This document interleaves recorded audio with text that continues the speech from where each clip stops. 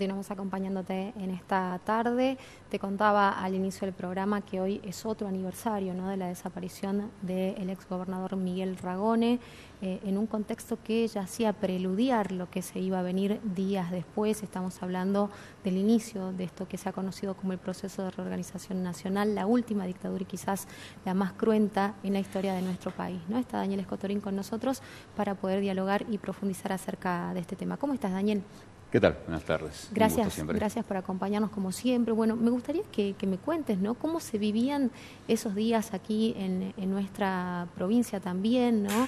Esta desaparición tremenda de Miguel Ragone, un hombre que de profesión era médico, que llega a la gobernación, su signo político era el peronismo, estaba embanderado en las mismas causas sociales que esta dictadura también intentó arrasar, ¿no? Bueno, qué buena pregunta. Primero, porque justamente el contexto, los días previos al secuestro de Miguel Ragone, que fue el 11 de marzo de 1976, es decir, 14 días antes del golpe, ya había había un clima muy tenebroso en la ciudad y en la provincia de Salta. ¿Por qué? Porque en 1974 la provincia es intervenida, ¿sí? Se fuerza prácticamente la renuncia de Miguel Ragone. Y el interventor federal era un cordobés, Alejandro Mosquera, estaba muy ligado a lo que era el sector más ortodoxo de la derecha del peronismo. A partir de noviembre del 74 ya en Salta comienza a instalarse todo un clima de represión, de persecución política, de censura, de despidos de gente afín al gobernador Ragone. Recordemos que Ragone había sido víctima de una campaña sistemática, prácticamente desde el momento mismo en que él asume, pero que se va a profundizar a principios de 1974 por parte de los sectores de oposición a su gobierno, que provenían principalmente del Partido Justicialista. Y había toda una campaña, decía, de persecución. Por ejemplo, hay que recordar que la mayoría de los presos políticos que luego van a ser ejecutados el 6 de julio de 1976 en la masacre de Palomitas son detenidos en 1975, es decir, durante la intervención federal, en procedimientos conjuntos entre la Policía Provincial, comandada en ese momento por Joaquín Gil, la Policía Federal, el Ejército, que comienza también a tener cada vez mayor injerencia. Es decir, ya había todo un clima realmente muy oscuro, ¿no? Muy tenebroso en esos días previos.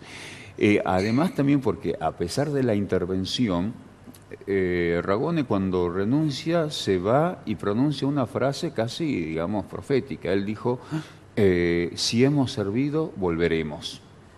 Y efectivamente, en el transcurso de 1975 y ya a principios del 76, a pesar de todo este clima pregolpista que existía, se intenta de alguna manera normalizar o continuar con la vida institucional democrática, muy debilitada ya, y también de los partidos políticos.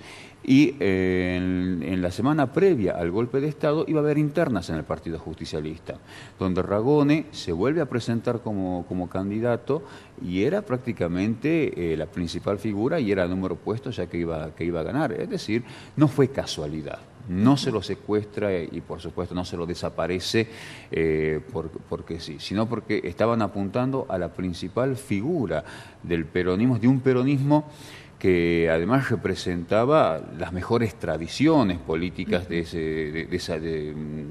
esa cultura política. La transparencia, claro, la honestidad. Como una continuidad, ¿sí?, de Carlos Amena, ¿no? Absolutamente, sí. Además, el compromiso irrenunciable por parte de Ragone a lo que él se había comprometido. Era un hombre muy minucioso en su accionar, estaba al tanto de todo lo que ocurría lo que había ocurrido en su gobierno, no había permitido ningún tipo de corrupción de la más mínima, por ejemplo, incluso lo que podía llegar a ser el nombramiento de personal simplemente por una cuestión de familiaridad, etcétera.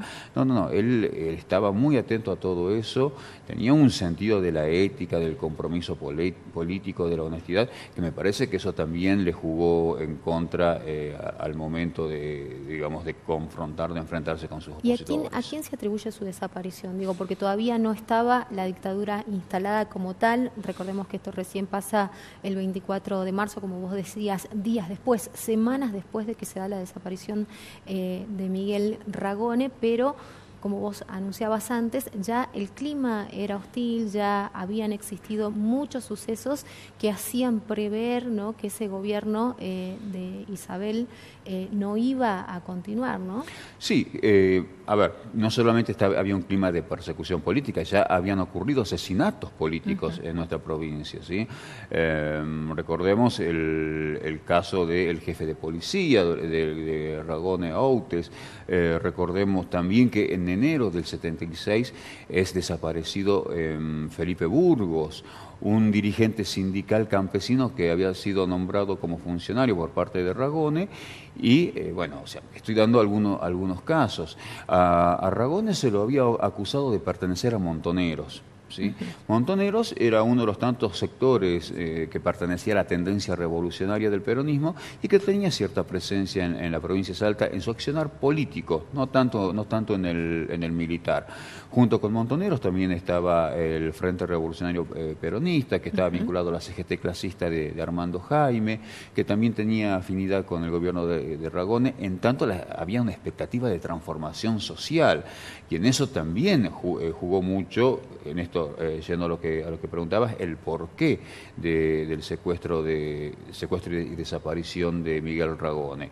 Por supuesto, además de su honestidad, había también, en ese momento en la sociedad, había una clara confrontación de modelos políticos, sociales y económicos, que se venía arrastrando y venía generando contradicciones prácticamente desde la década del 50. De allí los sucesivos golpes militares del 55, claro, del 62, del 66, es decir, dictaduras militares. Son interrupciones que se dan en una continuidad, ¿no? Una continuidad de hechos de estas características que van sacando gobiernos constitucionalmente elegidos, algunos con un marco más democrático que otros. Sí, pero claro, además porque los golpes militares en sí mismos no expresaban no solamente tensiones políticas, sino sobre todo tensiones en el campo económico, es decir, proyectos económicos.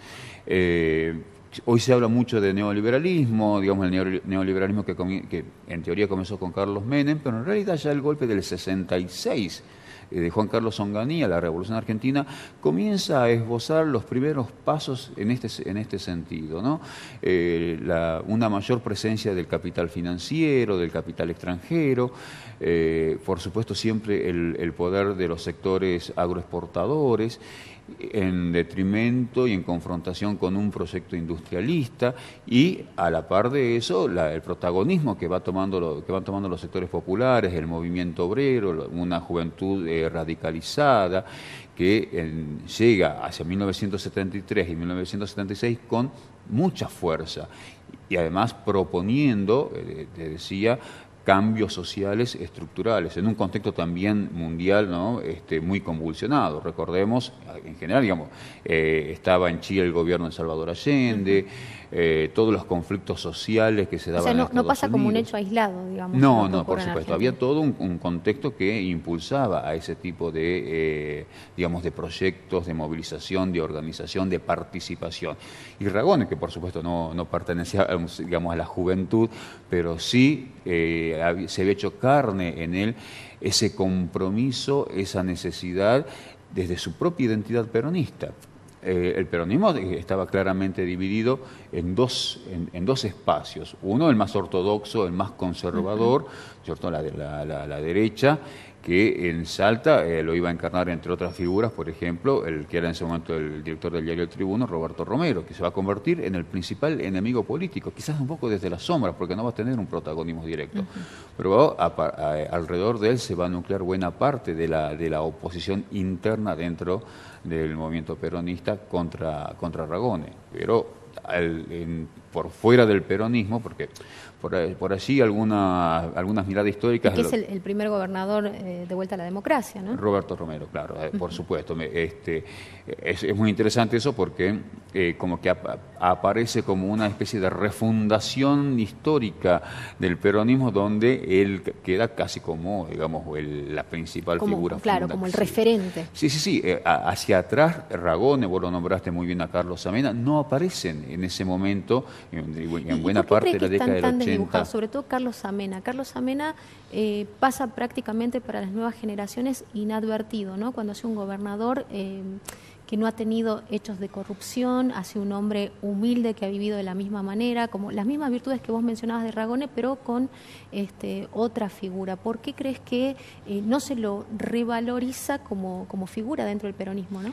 Bueno, porque Carlos Amena también fue muy vilipendiado por la oligarquía salteña, primero por su origen obrero, trabajador, y además por esto que decís vos. A ver, al peronismo siempre se lo quiso estigmatizar como un movimiento muy vinculado a la demagogia, sí, a la corrupción, y Xamena, junto con Ragone, son dos claros ejemplos de que no fue así, que lo hubo como en cualquier otro espacio político. Pero Carlos Amena, proveniente, digamos, del sector popular, obrero, bueno, tuvo un desarrollo en su gestión como intendente, como gobernador, como senador, impecable, y murió en la más absoluta de la pobreza, claro, y el olvido. ¿Sí? Digo, no solamente por parte de sus adversarios, sino que también el propio peronismo lo olvidó. Sí. Y recién ahora comienza otra vez a rescatarse su figura, su obra política. Y bueno, no es casualidad, ¿no? Porque me parece que tiene que ver con esta forma de mirar la política, haciendo hincapié en esos elementos que finalmente a veces alejan a la sociedad. Y rescatarlo a Carlos Amena, rescatar la ética política de Miguel Ragone, pone en aprieto a más de un dirigente político actual. Coincido absolutamente. Como siempre, interesante escucharte, Daniel, ¿no? Muchas gracias. Y siempre un gusto estar acá para rescatar estos elementos que tienen que ver con nuestra historia, y una historia que por supuesto siempre nos remite a nuestro presente. Muchísimas gracias por compartir esta tarde con nosotros. Pausa, quédate ahí, ya volvemos.